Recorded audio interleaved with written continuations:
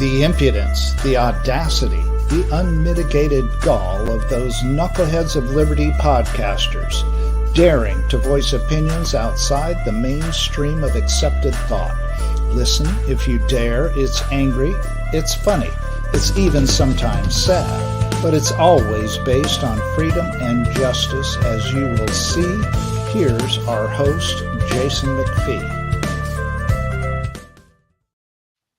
Welcome to the Knuckleheads of Liberty. We're coming to you on November 28th, 2022, just a few days after Thanksgiving. And we're very thankful to be able to talk about school choice with Executive Director of the North Carolina Coalition for Charter Schools, Lindalyn Kakadelis. And but before we get into that, let me introduce you to our panel. In our upper left-hand corner, we have Leon the Word Brathwaite, last word in Liberty. He is a retired engineer in the state of California.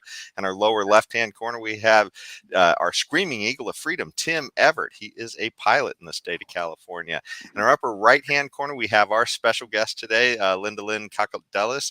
And my name's Jason McPhee, and I'll be your host.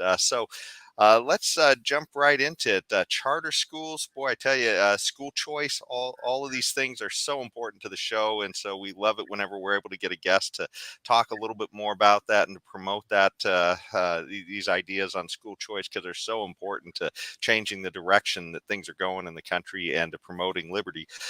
So as far as that goes, let's find out a little bit more about what's going on in North Carolina and with the North Carolina Coalition for Charter Schools. And Lindalyn, can you tell us a little bit about your efforts there, and what are some of the,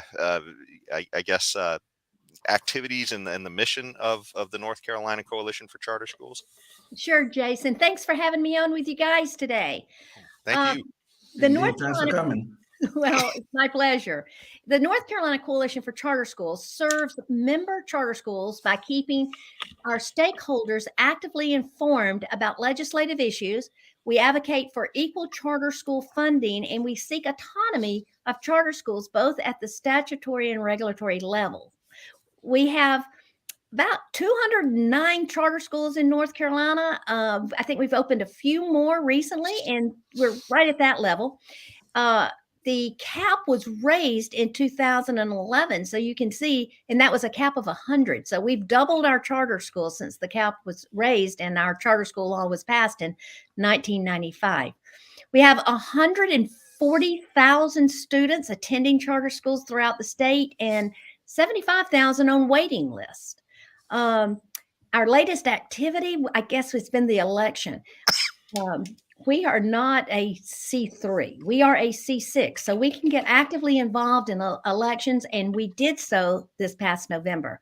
In the North Carolina House, we recommended 71 races. Out of those races, 25 of them were uncontested, but 38 races that we recommended won.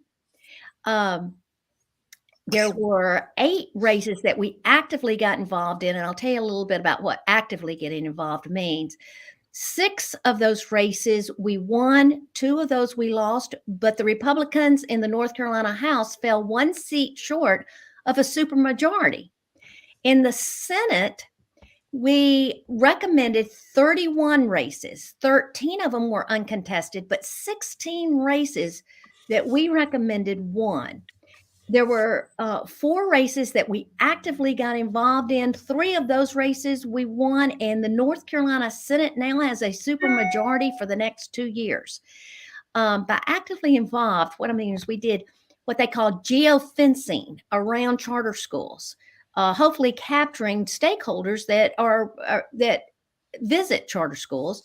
We sent out 1.4 million digital ads, and we targeted 76,800 unique voters. There were 2 extremely contested races, one in the House, one in the Senate. We sent out over 18,000 text messages to get the vote out. But we were very excited to have that kind of winning victory here in North Carolina to see what we can further push in the charter school movement in our state. So, Lindalyn, do you guys find, are you finding that your message is more resonated resonating with parents since the COVID pandemic? I mean, there have been a lot of issues as a result of the pandemic. Are you guys finding this? Definitely. In fact, the numbers have just been released by our Department of Public Instruction, showing that the district schools have declined in enrollment since between 2019 and 2022, while charter schools grew 6.4% between 21 and 22. But since 2019, we've had a 19.2% increase in enrollment. And again, while district schools are losing enrollment. And that's also true for homeschooling and private schools. We're seeing enrollment increases in all of those areas. Okay. I had a quick question for you too. You talked about the geofencing going on, and so it's targeting those areas around schools. Is it mostly parents that you're having the success with? Because I know as a parent, it seems like these are the issues that hit you right in the face as far as how well you think the public school is doing. But if since there's an awful lot of voters who aren't parents, or at least aren't parents currently, or I guess have active kids that they're sending to school, are those harder to reach, or do you have success with all the people that you are messaging to? We have success with everyone if it's phrased the right way, in the fact that is the child more important than the system? Should families have that option? And that resonates with everyone. However, interesting enough, targeting the parents and letting them know how fragile charter schools are and school choice overall, but it's fragile, it's politically fragile. And when they become aware of that, then they get their sphere of influence voting. And so what we have found, if we can get the parents active and motivated and hitting their sphere of influence, then it just multiplies our efforts. Okay. So where are you guys finding your biggest resistance? Is it the teachers' unions? Yes, but North Carolina is a right to work state. So the North Carolina Association of Educators brags that, we're not a union, but they are the affiliate of the NEA here. And the only thing that they don't do is collective bargaining, but they smell like a union. They quack like a union. They're basically a union. But we're a right to work state, and just trying to hit the myths. I mean, their grassroots efforts are just unbelievable. And there's some counties where we don't have a charter school. And so, and in those counties, the district school system is the largest employer. And so that's our big fight, is taking care of the myths that are put out by the union. Could you give us one example of the myths that the unions put out? There's four major ones, but one is that we drain money from the district schools. We don't drain money. We take a child. The money follows the child. And that's what they don't like. They want money to follow a system, not money following a child. In North Carolina, we have an allotment model of funding. And so we're one of 7 states that still funds systems. And we're trying to move to student funding so that the money will follow the child. Right now, charter schools get, the last research we found out was about 73 cents on the dollar for the local funding. Our state funding is closer, but our local funding is not. Well, it sounds like from the numbers you talked about all the raising the cap and adding more charter schools and many kids on the waiting list, that people certainly seem to be voting with their feet, that's the way they want to go with their kids. But are there other metrics of success that that you can point to, or are there things that you can cite as far as a performance comparison that might help people in figuring out whether charter schools are right for them, or all? Well, okay, I'll leave it at that. I wanted to expand a little bit on exactly what a charter school is too, compared to other. Let's get into that first. What makes charter schools different from just the regular public schools? Well, charter schools are public schools that are governed by a board, a nonprofit board, that are pulled together. They're not elected, but a nonprofit board fills out an application, which is not for the faint of heart. and they file that application with the Department of Public Instruction.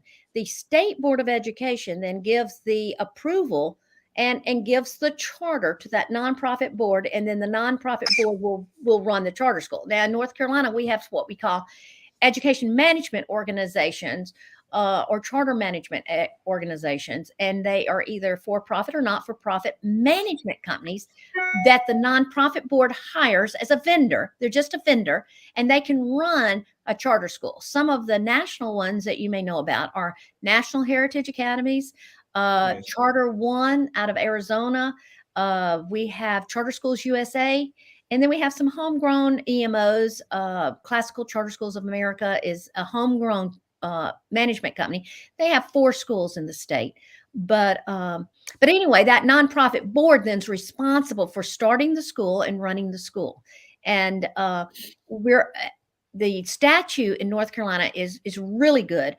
We're on a performance model of accountability and not a rules-based accountability model, which means that charter schools are reviewed annually on their governance, their operations, their finance, and their performance. If they are found non-compliant in any of those areas, then the charter school is shut down. And we don't have a problem shutting bad schools down. It's really interesting. Bad restaurants go out of business. Bad district schools never go out of business. Right. Bad charter schools go out of business. Yeah. But now the closest thing we have to universal school choice we have in Arizona, which came into effect recently. Is it your goal to try to get this in North Carolina? Is to have something like that where we have some sort of universal school choice? Is that the hope and the dream of your organization? Now that is a hope and a dream of citizens of North Carolina. My organization strictly focuses on charter schools, but in North Carolina, we have a larger organization called Parents for Educational Freedom in our state. PEFNC is the website. And that organization is heavily involved in getting something passed like what was in Arizona, where the money follows the child. And we do have opportunity scholarships, but they are for lower income families, but that is increasing every year. And that is a separate line item in our budget. That's not included education dollars. That was a whole new program that was started. I think it was started around 2018. No. I think, I have a. oh, sorry. Go ahead, Tim. Just a quick question, and kind of piggyback on your previous one about the differences between the regular schools and charter schools. If I was a child and I was going to charter school, how would that be different for me in my experience and my potential for learning between a charter school and a regular school? Charter schools are usually smaller. Charter schools, a student can cross county lines. So it has nothing to do with your zip code. Where a district school, in many cases, they will have a magnet school program, but you're assigned to a school based on your zip code. Charter schools are all schools of choice. And so going back to my analogy of bad restaurants, if a nonprofit board has a great idea, wants to start a charter school, but they can't get any parents to send their children, they go out of business. So charter schools have to listen to their customer, which is the family, the mom and the dad, where your district schools, I've only known a few to what we would say go out of business, get shut down. And that's because of the gentrification of neighborhoods, and there's just not enough kids, and they'll consolidate schools. But you never hear of a district school being shut down because of their performance. Where in charter schools, we will shut them down if they cannot perform at least as good as well as the district school that they reside in. I thought that was interesting too when you mentioned about the zip code tyranny, I guess, of this is where you have to go to school because this is just where you're from. I think it was Heritage or somebody put out a little video analogy that I thought was great. If most people kind of get the analogy that suppose we did food this way, and that we had a Exactly. government cafeteria in every district and you had to get all your food from there, so, and don't worry, the experts told us it was good food. So you just go there and that's your, Well, that's your only choice. I had a real, what I call a branding experience, something you'll never forget. While I was serving on the Charlotte-Mecklenburg Board of Education, I'll never forget a parent that came in and was graciously but assertively sharing how the schools was not meeting his child's needs. And my board chair at that time was explaining how everyone sitting at the table there, all members of the Board of Education, cared deeply for the 140,000 students that were in the school system. The parent listened. And then when my board chair got finished talking about how much we cared about the students, and we did care about the 140,000 students, the parent said, well, since you care so much, could you please tell me the name of my child? And there was dead silence. Yeah. in the boardroom that night. I imagine the best they could do is, well, your child is number 122,330. There was a silence by my board chief. I mean, literally, it was microphone drop time. And the parent just said, thank you very much, and went and sat down. And I'm sure that parent withdrew his child the next day. Yeah, this is one of the things I think a lot of people get sort of hoodwinked about, is the idea that somehow the government, I guess, is more responsive and caring more about the individual, as if magically somehow administrators in government, have this personal connection with everyone. Yeah, exactly. Well, and I will say, as one member of the Board of Education, I was doing the best I could to make decisions for 140,000 students. Yes. But that doesn't take into account at all the individual child. And you see, usually I'm sorry. No, go ahead. Usually with these bureaucracies, you're talking about 140,000 kids. The best these bureaucracies can do is one size fit all. And those one size fit all never works for individuals, because usually you have a smart kid, a brilliant kid who should be pushed ahead, or a kid who is probably a little bit lagging behind, who need a little bit of special attention. You have these sort of things. But when you have a large bureaucracy dealing with 140,000 kids, there's no way you can serve the needs of all of those children. And this is a real problem with the public schools as it is presently structured. And that's why I think your organization and organizations like yours need to do more work in terms of getting money to follow children, so parents could be making these choices. And I really do think the trends in our country are going that way, despite the teachers' unions. And I tell my friends in the education establishment that, get the palpitation of heart when you start talking about money following a child. I mean, they just freak out. When I was growing up, we're not going to talk about age, okay? We just won't talk about age. But when I was growing up, we had chocolate, vanilla, and strawberry ice cream. And if you were, really lucky, you could get Neapolitan. Well, right now we have Chunky Monkey ice cream. But vanilla, chocolate, and strawberry have not gone away. They've gotten better. We have creamy vanilla, homemade vanilla, vanilla bean vanilla ice cream. And the same thing with TV channels. When I was growing up, we had ABC, NBC, CBS. Yes. Well, now we have the Golf Channel. So, just take a chill pill and relax. But I think we are going to see all kinds of educational, especially since COVID, we're going to see all kinds of educational providers pop out. And I think that's a good thing to happen, because it will meet the unique needs of children, or families will leave. It also, I believe, helps with whether your curriculum is going to have a more liberal bent or a more conservative bent. The parent can make that choice for their child, and not have what sometimes the liberals think everybody needs. we want this kind of social studies. Well, no, some parents want history and geography. They don't want social studies. They want Latin to begin in 4th grade. We have some classical charter schools. They literally begin Latin in 4th grade. Yeah. I loved your analogy too with the ice cream, because I always think of it too as like, you'd be a miracle if you go through a school cafeteria and you actually have a choice on an ice cream day of more than one flavor of ice cream, and yet like we have 31 flavors in the public or in the private sector rather, right? Yes. That's just like would be blow a bureaucrat's mind to think that they had to select 31 flavors that the public might like. When as an elected official, I always felt the pressure, and I told my colleagues, we need to err on the side of freedom and take care of abuses. Yes. Instead of Yes. trying to make rules and regulations to take care of all the abuses, you will never make enough rules and regulations.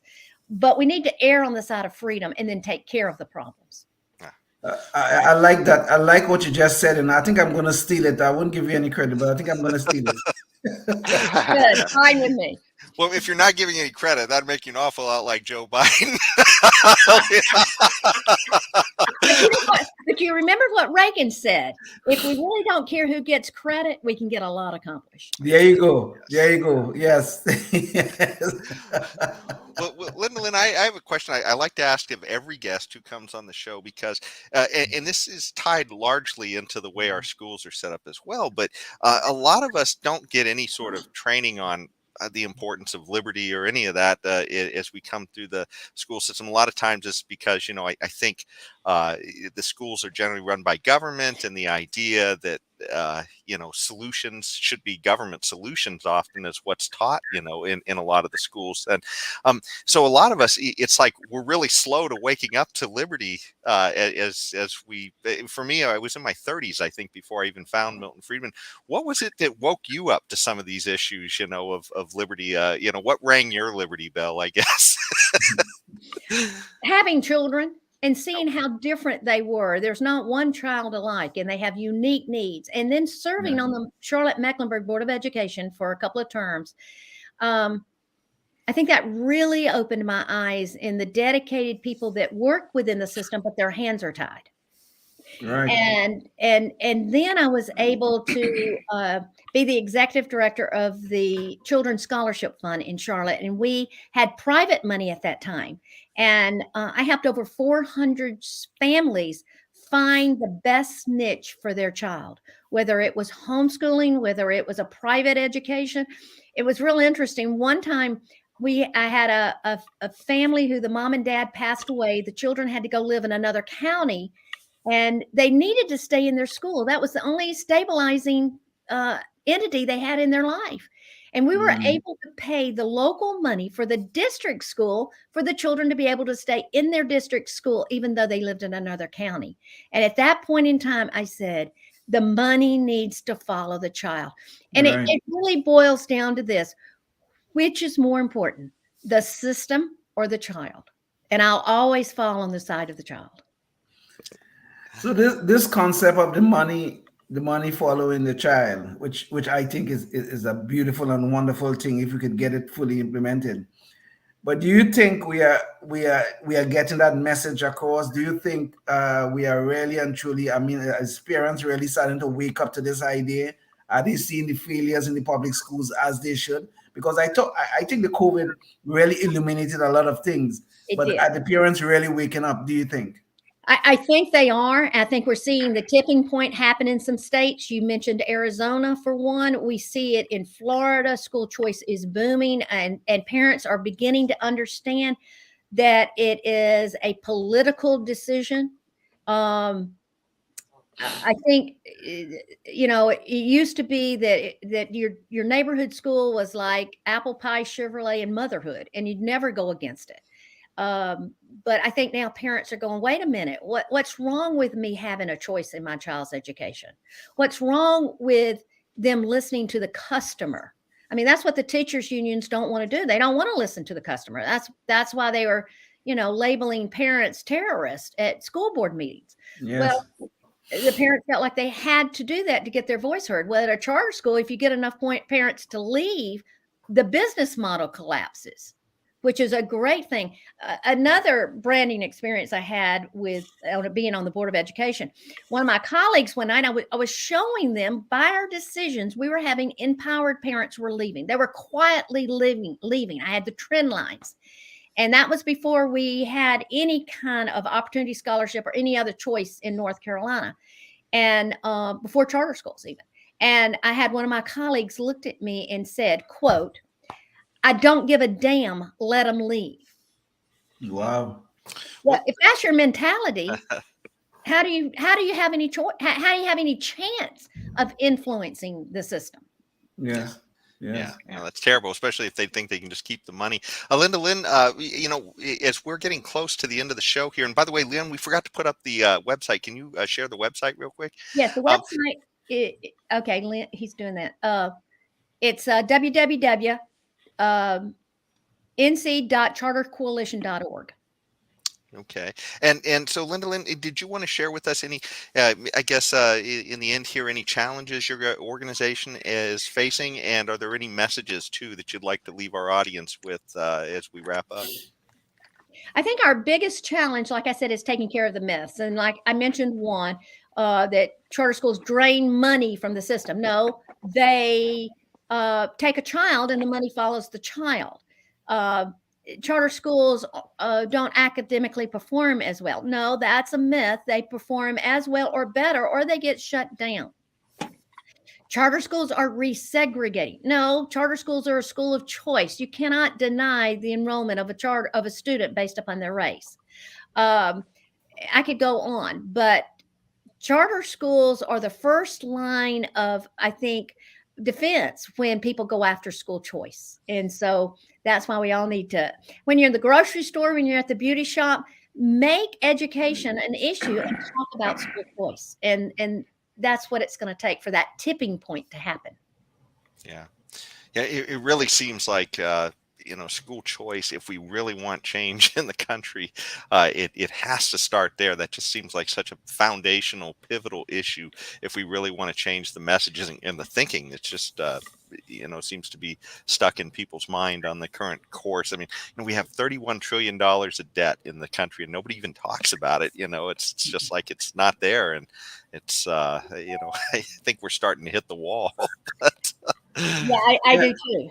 Yeah, and the teachers' unions are really, getting in the way of us properly educating the next generation. And the next generation is where the leaders of our great land is supposed to come from. And the teachers' unions are out there every day trying to stop progress. It's horrible. Leon, you're exactly right. And if we do not start educating our populace, if we do not start educating them to read and write and logically think, then we will lose our country. Yeah, indeed. And that's a great note to leave it on. It's a sad note, but it's hopefully an inspiring note that, hey, we really got to get something done here. But thanks so much today for joining us, Lindalyn. And we're actually going to have you on another podcast where we can talk about some other educational related issues. So if you're listening to this, go check out that podcast as well. Thanks so much, and we will see you next time. Until then, stay free. Thank you. Life, liberty, and the pursuit of happiness, always and forever. Thank you for listening to the Knuckleheads of Liberty podcast. Find us on Facebook, Rumble, YouTube, your favorite podcast network, and at knuckleheadsofliberty.com.